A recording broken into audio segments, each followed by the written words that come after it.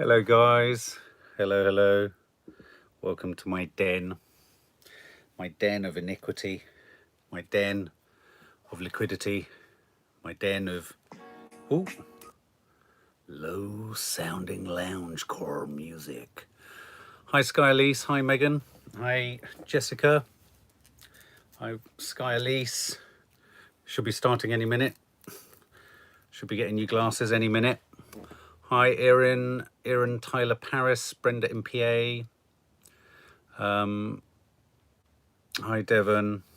Now, just quickly at the beginning here, I just want to point out to people that there is the number for the Samaritans is just underneath, and anyone who's struggling tonight, a couple of things, just a bit of order of play. Let's not spam too much. If you're struggling, go straight. Obviously, reach out to other people on the chat if you need to. I will offer the same advice that I can only offer sort of in any sort of professional capacity, which is to call the Samaritans or any other number of charities. So, so do bear that in mind. Do think about whether you should be phoning someone else rather than necessarily on here. But if you want to be on here to sort of listen to my meanderings and thoughts on mental health, and obviously, depending on the comments that come up, I'll be picking up your comments too. It's lovely having a two-way chat as well. But I'm mindful that I don't want people getting... There's something quite addictive, isn't there, about repetitively and compulsively contacting or communicating. And if you don't get spotted, I would hate for you to feel that that was a symptom of anything. Now, here's a big giveaway for me with my mental health is when my eczema comes up there. Can you see it? It's why I didn't shave for a couple of days. And so it's a self-fulfilling prophecy, really. So I leave my, if I get stressed or if I'm managing stress badly, hi, Ashley. Hope you're well, darling. It goes straight to my skin. And my skin is the first place it gets sort of, if you like, radiated literally out to the world. So for anyone who saw the live cook earlier, Nadia's fingers are better. They're not brilliant, but they're better. If anyone saw the Sunday show, she did genuinely pass out due to a sort of lightness of head and a lack of hydration. So, Nicola Randall, you come out with rashes on your chest. Do you get the same, Devon B, with psoriasis? Have to be really mindful. Yeah. It's funny, and that's kind of intriguing because the body is a remarkable barometer of our internal mental health. And I think, it's a really important symptom. I think we can, we've often talked on the channel about how mental health issues are often considered not less important, but are given there's more of a stigma to them than, say, if you break your arm or go on dialysis or have a sort of chronic physical, biological problem, a mental problem. I think it must come from the idea that a vast majority of people who don't believe in mental health issues are just circumspect and they want to poo-poo it, and so they just don't fundamentally, it comes from a sort of almost a societal disbelief that perhaps someone's trying to con someone somewhere or someone's trying to pull a fast one. Do you ever get that? Do you ever get that feeling that people there are sort of certain types of people, I can think of some people who Nadia's worked with, that, they have a sort of, really, is this a mental health problem, or is this just willful behavior? Or, back in the day, it's often trotted out, isn't it, this idea? Yeah, people think, absolutely, Lucy Loxton, people think you're milking it. That's a brilliant phrase, milking it. Zoe's here. Hey Zoe, loved your post earlier today. Go to Zoe Agnew's Instagram, please. Zoe Agnew, brilliant. She does her mental health blog, and she writes brilliantly about mental health and issues around, what I love about your post, Zoe, is that you live life to the full, and yet you are quite happy to show the vulnerability or express the vulnerability behind that sort of, that veneer of fun and liveliness. You're a cup half full. It's very hard to be a cup half full, but yeah, no. Anyway, go over to Zoe Agnew. She's great. But yeah, someone said, milking it, this idea that, we're kind of, there's a willful desire to navel gaze and kind of just be self-indulgent. Do you know what I mean? And I mean, a classic one is, with addiction, it's like people just think, well, you're just greedy. You just need to control it. You can't handle your drink and all that kind of stuff. And it's funny because I think around addiction, I do have a slight sense of, well, here's my thing. I don't think it's about being greedy, but I do think that if you want to get better with something like addiction, you have to want to get better. And wanting to get better might mean having to come to terms with mental health conditions. I think most addiction, all addiction, in fact, not most, I'm going to go be bold. I'd say all addiction and all compulsive behavior. So I think forget the word addiction as just drinking too much of something, taking too much, snorting something, taking something, eating something. Think of addiction as compulsive behavior. So you can be addicted to an action. Do you know what I mean? That's why you have sex addicts, gambling, all these things. They're compulsive behavior. And I think all compulsive behavior is a symptom of an underlying mental health condition.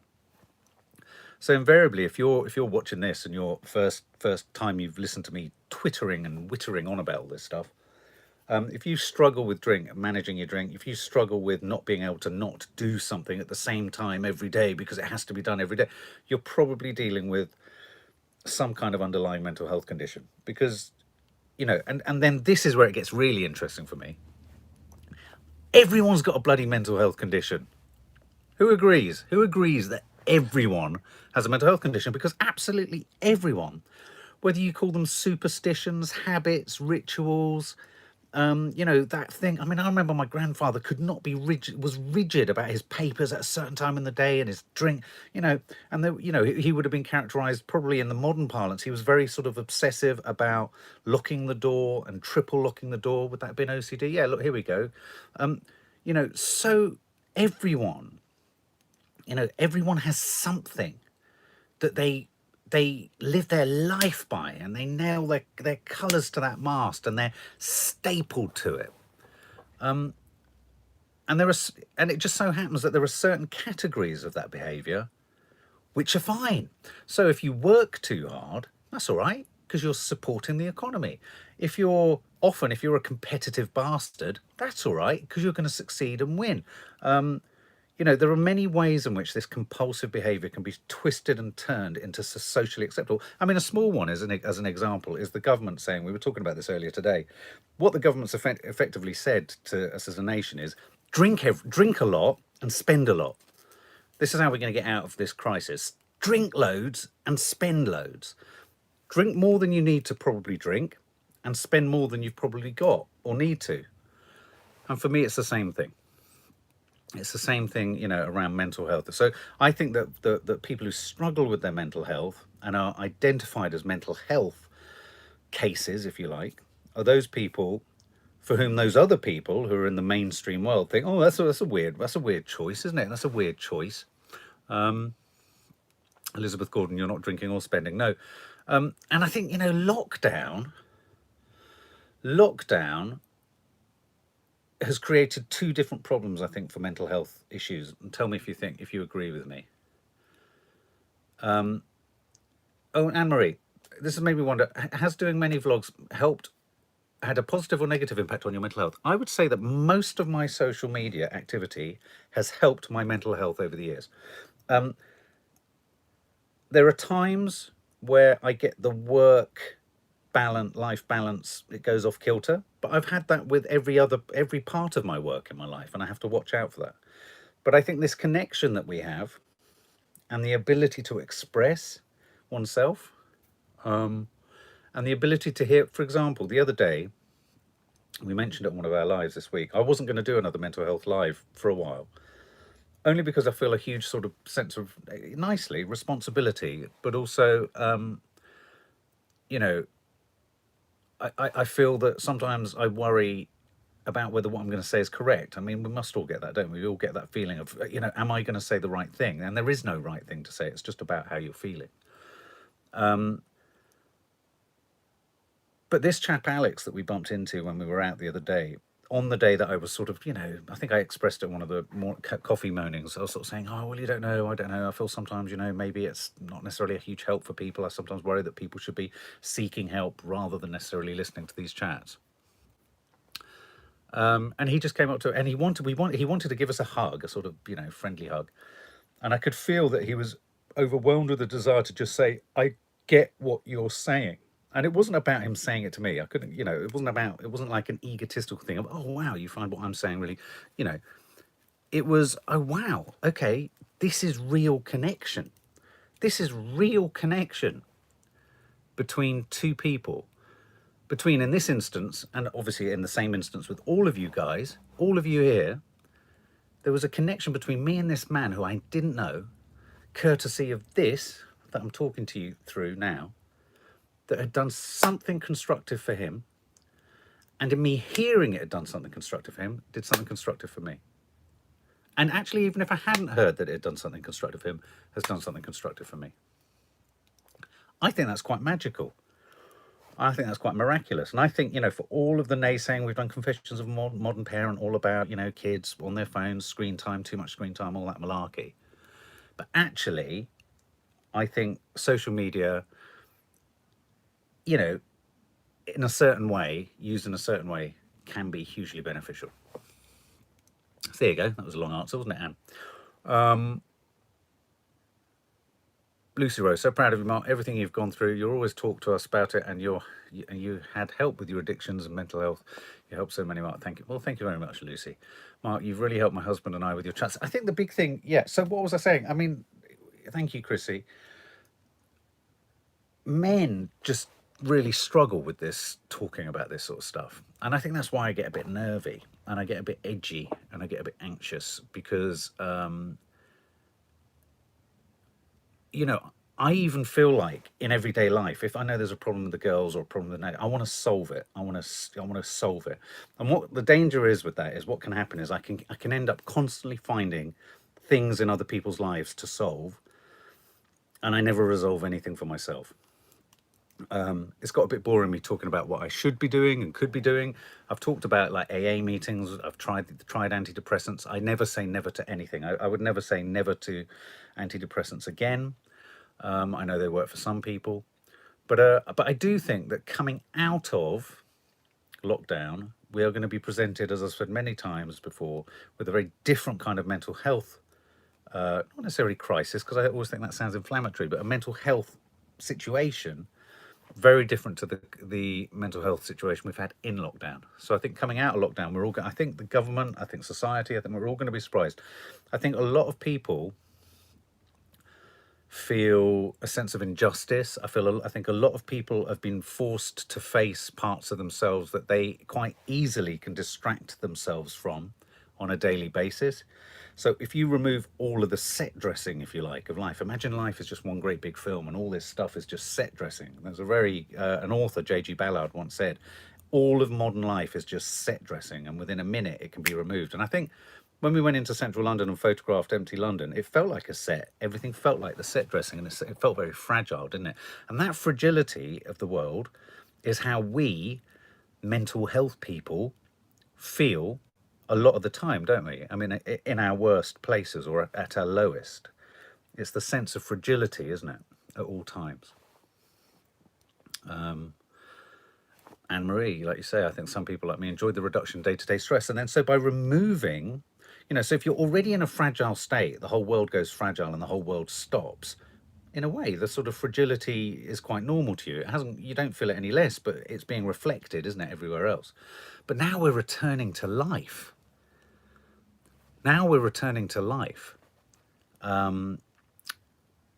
I think we're all going to start feeling that fragility again. And I think a lot of people who would never have considered themselves having a mental health issue will now have one as they go out, because they've had time to reflect on, what is all this shit? What is all this weird stuff? What is this stuff called life? What is this stuff called work? What is this stuff called money that I spend on stuff I don't need to spend it on? Do you know what I mean? Jacqueline Frost, you may well ask, what are we talking about? We're talking about some mental health catch-up, really. Jane Bentley, some people saw it as a leveller.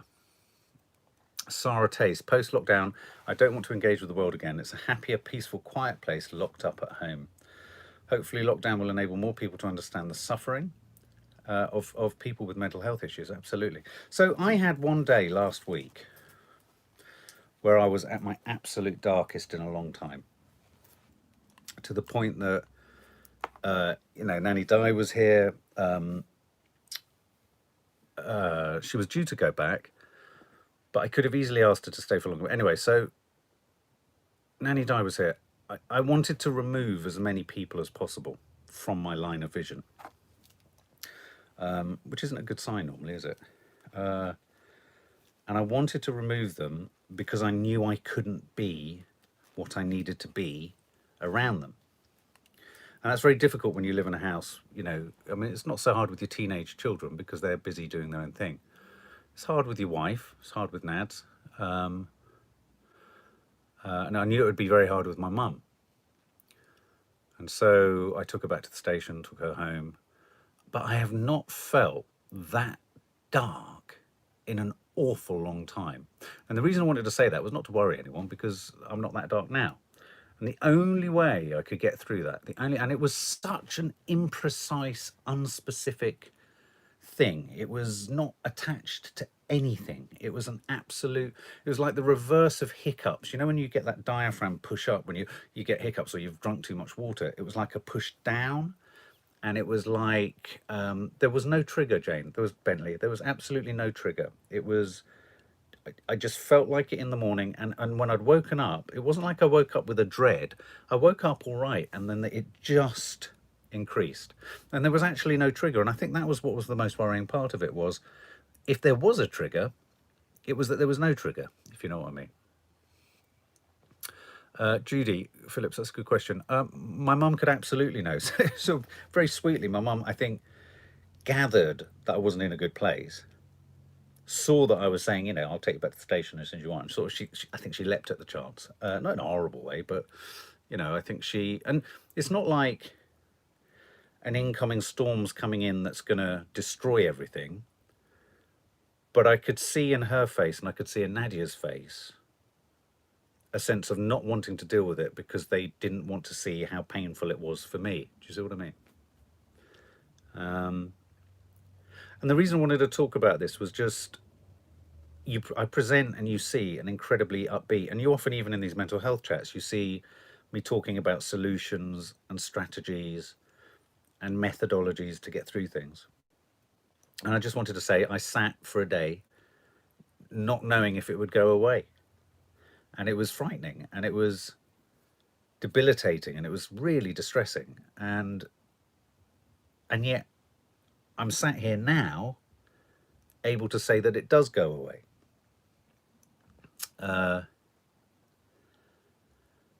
Do you notice it more and take steps to stop you getting lower? Shazuzal, that's a good question. What did I do to distract? So I walked, I exercised, nothing would shake it. I threw myself into some work, that didn't shake it. And as I got towards the evening, interestingly, Nadia's been on at me about this a lot, sleep and a lack of sleep is a huge problem. I thought, well, I'm waking up early and I'm not going to sleep again. I should just go to bed earlier and read. And so I just tried to change what I would normally do. I tried to be less willful about the things, you know, where I'd normally be like, no, I've got to stay up and do this. No, I've got to stay up and do this. No, I have to do. I tried to be less rules-based, less compulsive, like I was just saying about my granddad, who wouldn't, you know, let anything get in the way. So I tried to change the routine. Cher Phillips, that's a good question. Do you think mental health issues are hereditary? I think mental health, it's funny, my mum asked, this is an interesting conversation that I had. So on the way to the station, my mum could see that I was down.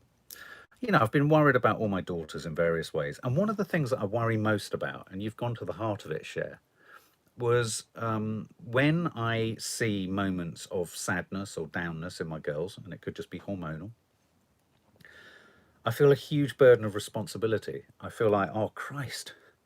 You know, it's that classic thing of, you know, when mothers say, oh, they've got all their good attributes from me, and oh, you've got all your bad attributes from your dad.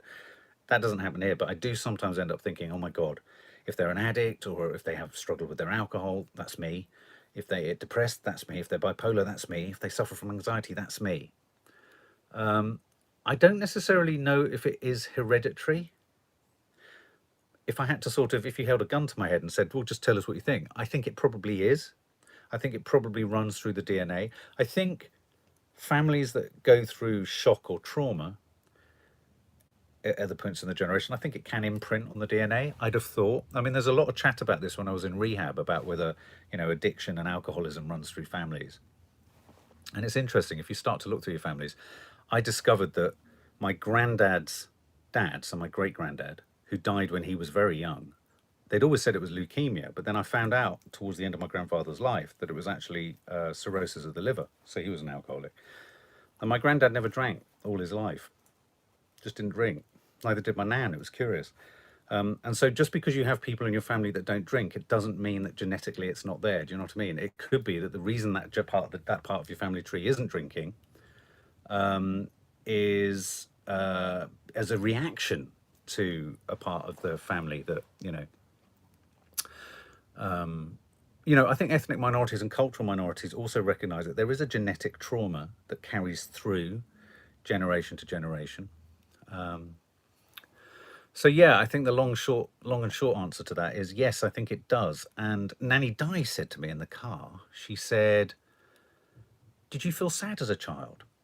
And I said, oh, it's a really odd question, because on my Insta post, when I was just sort of alerting people to the fact that I was doing this chat, I was like, when did I first start to realise I suffered with mements, to quote Mental Marquee?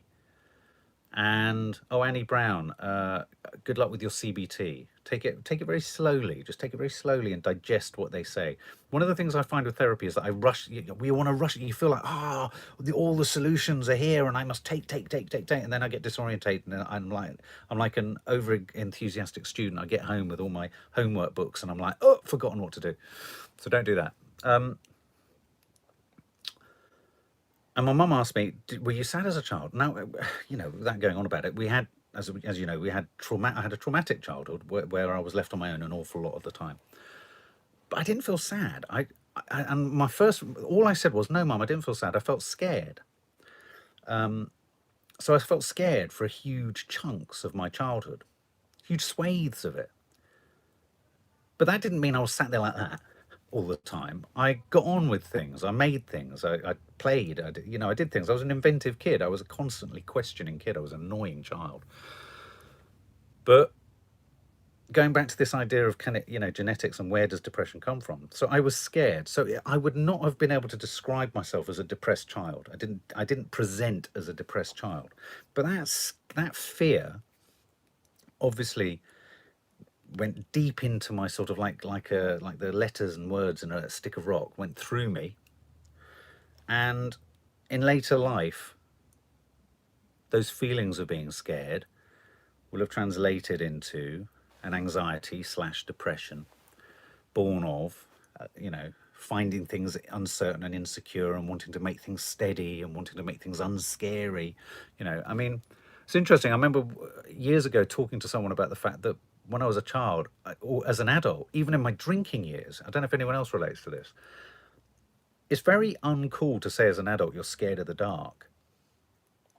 And I think, when I think back to my bad years of drinking every night of the week, going out every night in Soho, hanging out with a different crowd every night of friends, but different groups, never wanted to go home, going to clubs, going to pubs, doing just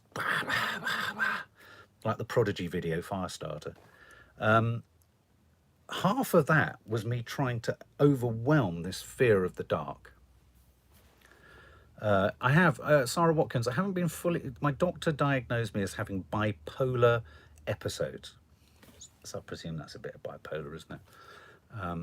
It's like all these things. They're bits and bobs of everything, aren't they? Anxiety is a huge component of depression. Depression is a huge byproduct of anxiety.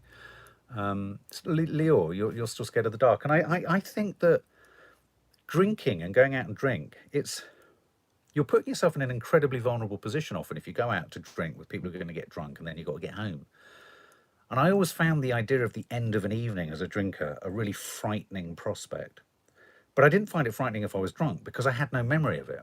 That's why I think I often drank to blackout, because I didn't want to face going back and being on my own during the periods of my life when I was on my own. Do you get that? Do you understand what I mean? Does that sort of resonate for anyone? So that sort of fear of the nighttime, which is quite a childlike fear, probably again came from those early days of feeling scared. And then do you see how it gets sort of contorted into,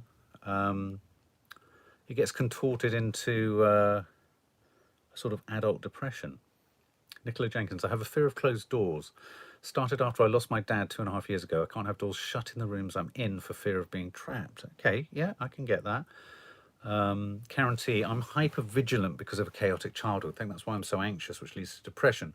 Yeah, so I think we have so many I think the body and the mind is amazing. I think we have so many remarkable ways of trying to anchor ourselves.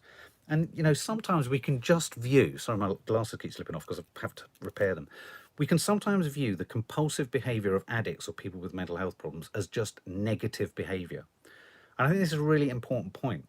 It's not just negative behavior. It might not be societally acceptable or normal, as we all know. What the fuck's normal? I don't know what that is. But actually, bless us, it's our ways of trying to find some sort of stable ground and sort of dig our sort of anchors in, isn't it? It's a way of sort of getting orientation. It's a way of finding our feet.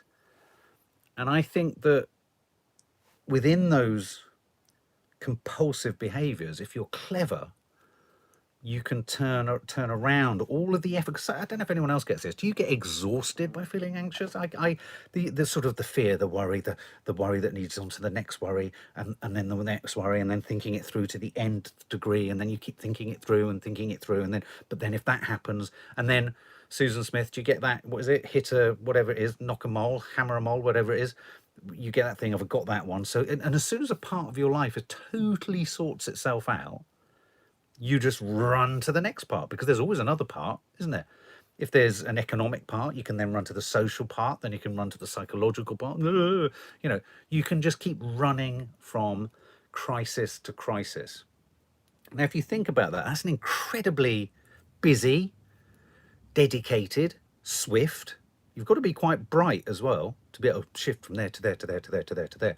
So they're all quite good attributes, but we turn them in on ourselves, don't we? And all we hear generally about mental health in public is the impact of it on society or on others, and, you know, the fear factor and the shame and the stigma. It's like one of my things that I've said this before, and I'm sorry if I repeat myself, but a friend of ours once said, he gets fed up with Mental Health Awareness Week, because everyone then feels it's been dealt with in that week. Oh, right, we're all aware of it. And suddenly it's all solved. You know, the thing about mental health awareness and mental health for me is, if we have to change radically how we think about it, we all suffer from mental health conditions. And I think the sooner, I feel a bit like Ken Robinson about on that TED Talks about revolutionizing education. I think we have to revolutionize the way we view our brain. We are all dysfunctional. We are all on the spectrum of anxiety. We are all on the spectrum of bipolar. We can all have alcoholic interludes. We all have the potential to be all of these things. You know, so I really wish, rather than having a sort of mental health awareness week, more people just need to be able to come out and say, do you know what? My fucking brain collapsed in on itself the other week. And that's what I felt last week, because although I talk a lot about it, I rarely sort of, not recently anyway, I haven't really had such a bad dip. And I thought, well, what's the point? You know, if you're going to have a bad dip, make it useful. Share it with you guys. Sasha Boo 72, the future makes me anxious too. It's the fear of the unknown. Classic saying in recovery speak, which is shitting on the past, worrying about the future, fretting about the past, shitting on the present, something like that. But the idea being, you know, if you spend too long in the past and too long in the future, you ignore now.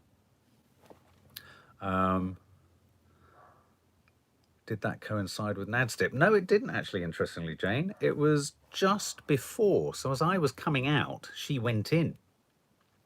So that was a, yeah, good question though. Just wonder whether there was something going on. Superction, OCD and anxiety. I just constantly worry and feel scared of everything and every decision. Typical overthinking and ruminating. I feel like I'm always on high alert, mentally exhausted always. Laura May, worries hold me back. Yeah, you see, that's it. You know, we can prevaricate. It's not even prevarication. So some people will see a lack of productivity as a willful desire not to produce. And when I say produce, I don't mean like in an economic sense or a work sense. I mean, it might be, you know, painting a painting or making a meal or whatever it is. But that laziness, it's not a laziness of willful intent. It's a sort of an absolute exhaustion, isn't it? It's an ennui, I think they call it, or it's a sort of, you know, it's just an inability to dig deep and find a reason for yourself. Gabrielle, why is it so easy for our brains to think negatively first rather than positive? That's such a deceptively simple question. I think Nadia thinks positively first thing in the morning. And I do think that there are some people who do think like that. I find them really remarkably odd and like specimens in a jar. Very strange. I mean, the first thing I think when I wake up is, what's the problem? Where's the crisis? What do I need to firefight today? What do I need to troubleshoot? What's on the agenda? What am I not looking forward to today? I don't think about what am I looking forward to today. I always have to fight what I'm not looking forward to. So even if we were going away, I'd be like, oh, fucking hell, you know, there's the 8-hour drive and I'll always, and that's not born of just wanting to be negative or down. It's born of actually, again, this thing of troubleshooting. Do you know what I mean? Rachel Louise, every negative thought opens you up to 100 more. You need positivity to breed positivity. And that is the point of mindfulness, and that is the point of meditation. It's to get you out of that stinking thinking and out of that self-fulfilling and self-circulating. It's like an aircon of the head, an aircon of the mind and the soul, isn't it? It's just regurgitating the same stale thought processes around your head. When Nads asked if you're happy and you said you were happy, yeah, well, that was a good 10 days ago. And it's funny, when I was editing that, which was, I think I edited that not long before, just after me feeling down, I remember thinking, I was looking at myself in that thinking, you were so happy. And that is a big reminder. Whenever you feel shit, it's not going to last forever. It really isn't. It really isn't. Even if you've had to go to extraordinary lengths to get out of it, maybe call the Samaritans, maybe call a friend, maybe get someone round to ensure that you're safe. You know, however critical your situation is. You know, I hear many times, many people have contacted me and said, I called the Samaritans, and they're in a much better place at the point that they tell me they called the Samaritans. And I bet at the point that they told me they called the Samaritans and they're grateful that they did, at the point that they called the Samaritans, they never thought they could feel like that. And I think that is such an important tip to take. Do you get me? Do you get me? The bipolar thing, I have felt very bipolar. I felt very sort of, whoo, feel like that. Sometimes I just feel like, that's probably why, you know, I was drawn to drink and drugs. It's like, I just, whoo, I just want to kind of, sometimes I just want my head to literally explode because I just feel it's the most accurate and appropriate expression of self. I get you, Carla. Steph Schultz, I go to bed late, as always putting off tomorrow, is dreading something, can't break cycle, I need more sleep. Now, in putting off going to bed until later, you don't stop what's coming tomorrow, you just think about it for longer. So I would recommend that you set your alarm for a stupidly early time, force yourself to get up earlier than ever, wake up earlier than you ever would. So like if you normally get up at say 7, get up at 6. Keep pushing yourself through the day. And by the time you get to that point later in the evening, a part of you will be tireder than you were the day before. It's the only way you'll be able to nudge yourself into better sleep, I think. It's the only way. Katie Johnson, Mark, do you think, in your opinion, do you think if you were sexually assaulted, do you think it's a mental health issue? Sexual assault is a crime. The consequences of sexual assault will undoubtedly cause mental health issues. Undoubtedly. Absolutely. starting with just post-traumatic stress for a start. You know, it doesn't even have to be, you know, you can be actively assaulted, and I don't want to go into too much detail about my childhood, but you can also be, by omission, left vulnerable for too long. And, you know, what I'm trying to say is that as much as something happening to you is clearly going to cause a problem, so too can stuff not happening for you or to you cause a problem, if you know what I mean. So yeah, absolutely, if you've encountered or experienced tragically sexual assault, you will for sure do well to have some sort of therapy or guidance or help.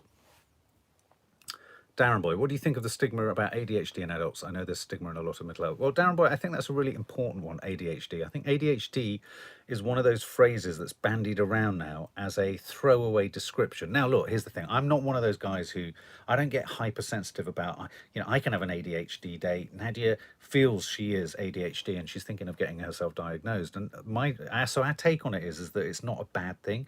It's not a good thing. It's not a bad thing. It's just a thing. But I do find it frustrating when people sort of throw it. It's a bit like the OCD phrase, isn't it? Oh, you're being so OCD, or God, you're being a bit ADHD today. When actually, yeah, you're right. I think in adults, it is kind of one of those categories of mental health conditions that's sort of caricatured or actually sort of sat at the edges of sort of almost being a bit of a curiosity rather than something to take seriously. And it can cause great distress, obviously, to people. You know, I mean, even if Nadia says she does, you know, say Nadia did have it, I know that she gets quite distressed with her inability to stay focused or fixed on something for very long. You know, and, you know, she, as much as she might disrupt others, she also disrupts herself. Lady Batsy Owl, I hate the fact that I have to take my meds as I hate taking tablets, but I take them as they make me better. Women are usually missed when we're children. So I don't quite understand that last sentence. I'm pleased that your medication works for you. That's good. I mean, you know, a lot of people, and bear this in mind, if your medication isn't quite working for you, you know, a lot of people we know have gone back to their GPs and they've been given new prescriptions and given. There are lots of different treatments that you can take and that are out there.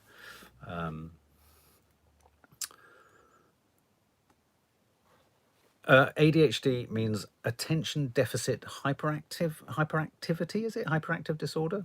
There's ADD and ADHD. I think there's also I think there might be a WhatsApp group as well. I don't know how that's working. I heard quite a bit about that between attention deficit hyperactivity disorder. There you go. Thank you. Yeah, Dilara D. Everyone has mental health issues, whether it be chronic or not. We all experience something. For some people, it's like local anesthetics. For others, it feels like you're constantly under the influence. Absolutely right. And it's interesting, when they were trying to develop antidepressants in Los Angeles, I mean, I don't know if you know this, but MDMA was created, ecstasy was created as originally, the original chemical compound was developed in order to help with relationships, in order to create more empathy between relationships falling apart. And then it kind of obviously got contorted into something else.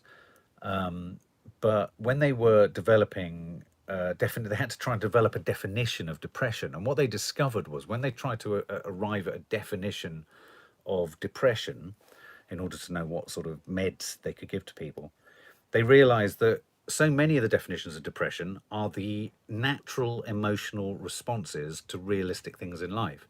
So if someone dies in your life, the grief that you feel manifests just like depression. If you lose your job, if you get terribly ill, if someone sexually assaults you or something like that, you know, there are so many conditions of everyday life that can generate the symptoms of depression.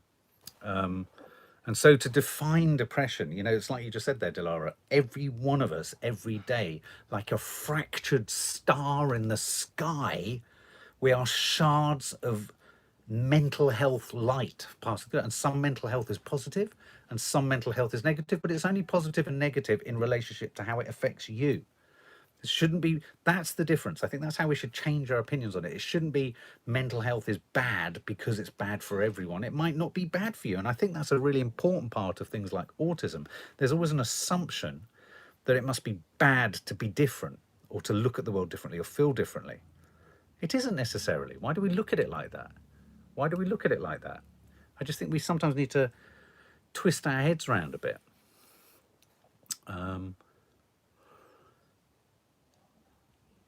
So yeah, what's up, Narc B, Sharon Nicholson? I don't know. What do you mean? What's up? I don't know what's up. What's up? I don't know. You'll have to watch this to work out what's up. It's far too complicated, guys, isn't it? Do you think Nanny Di asking you that means she feels responsible the same way you do when you feel girls fall down? If so, that must weigh heavily on her. Could be. Could be. She was asking it. She quickly followed it by saying she never felt depressed as a child. And but I think, given some of the things I know that happened to my mum, I think that was probably because she was in a state of shock as a child. So it's interesting, isn't it? I don't think she said she wasn't depressed, but I think knowing what she'd gone through, I think she was in a state of shock. And I think I wasn't depressed, but knowing what I'd gone through, I was in a state of fear. So it's funny how those are very present tense reactive emotions, aren't they? And I suppose when you have trauma happen to you, you're scared at the point that trauma happens.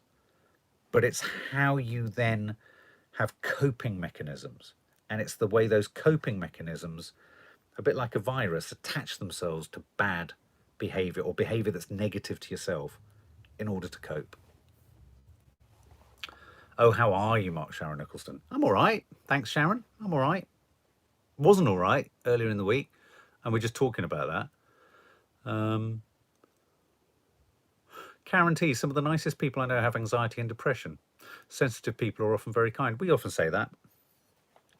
We talk a lot, actually, in our new book all about education and homeschooling. We talk about, around Kiki especially, we talk about how important it is that there are quieter, shyer introverts. And I think you're right. I think shyer people are generally a bit more sensitive to things. Lucy Rose, how do you cope with your stress, Mark? I am a stress junkie, though. You see, I get a hormonal hit from deadlines. It's like I just got a load of emails tonight about the book from the publishers, that and I'm like, I want to do them tonight, and they're just like, no, do them in the morning. And so I can really, stress fuels me. But as we know, stress can kill you. I think that's what worries Nadia, is its impact on my health. And that's bad, isn't it? Why would I dismiss that any more than I would have having a drink? Our responsibility to others. Devon B, I'm in a weird state where I don't know if I'm getting anxiety bleak moments or I'm just needing to adjust my perspective on life. Is there a moment when you knew you had something going on? When I became a father for the first time, which was for me was very young, I was 23. I tell you, no, actually before that, Zoe, I think people, so I'll just read Zoe's comment and I'll come back to that. I think people who have anxiety, depression tend to know what pain is like, so they want to reach out and help others feel less alone. That's how you feel. That's very true. For all of Nadia's positivity, she's gone through a hell of a lot of shit, and she finds positivity in helping others. So I think that's where you and Nadia relate, Zoe.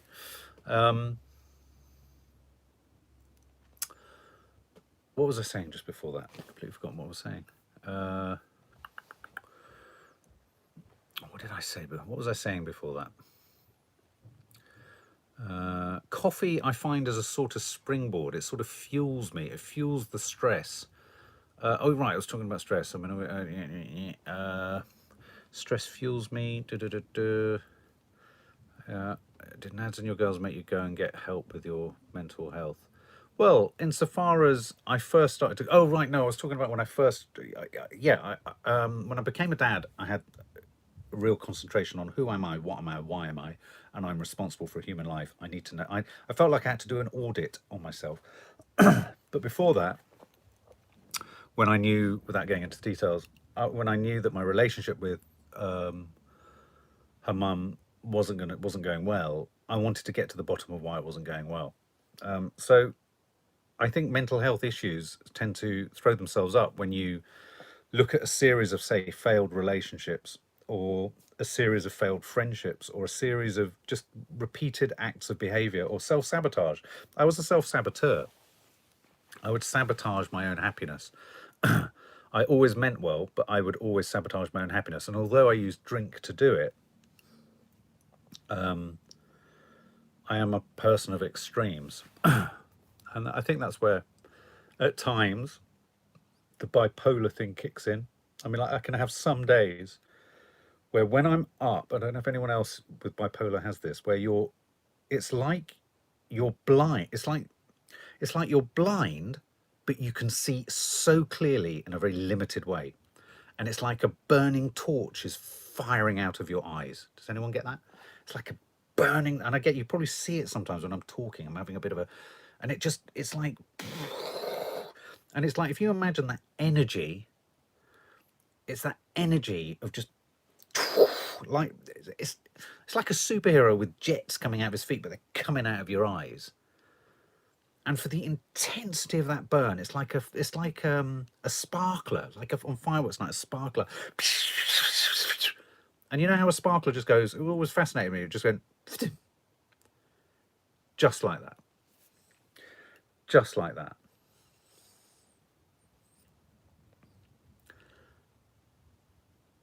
I think that's the best description I've ever given myself of what it's like when I'm on an up bipolar.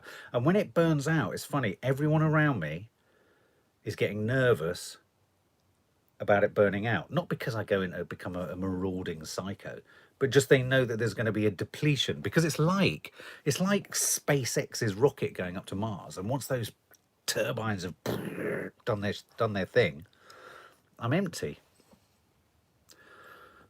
I think we should do a chat. What do you think, guys? We should do another mental health chat about mental health and creativity.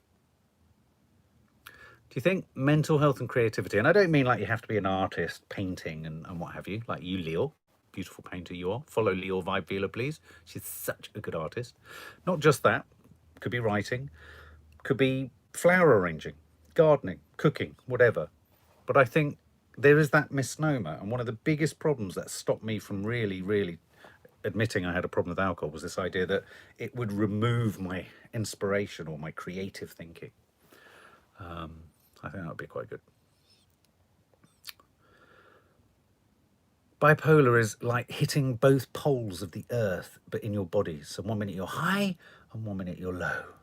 But it's much more complicated than that. And as I think I've just described, it comes at a huge cost to one's energy levels. You deplete yourself at both ends of the spectrum in different ways.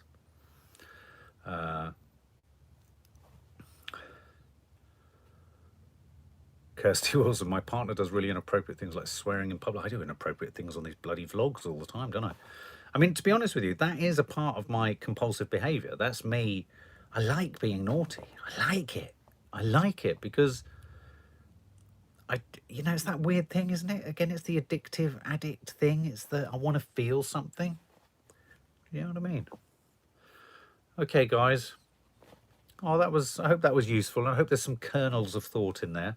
Thank you for your contributions. If I didn't mention you or call you out, I'm sorry. They're flying up, but lots of lovely thought-provoking questions. Lots of wonderful suggestions and thoughts and phrases. Thank you. So that's been really useful for me, and I hope it was useful for you. God bless you all, and we'll see you in the morning for coffee moaning. Yeah? Take care, guys.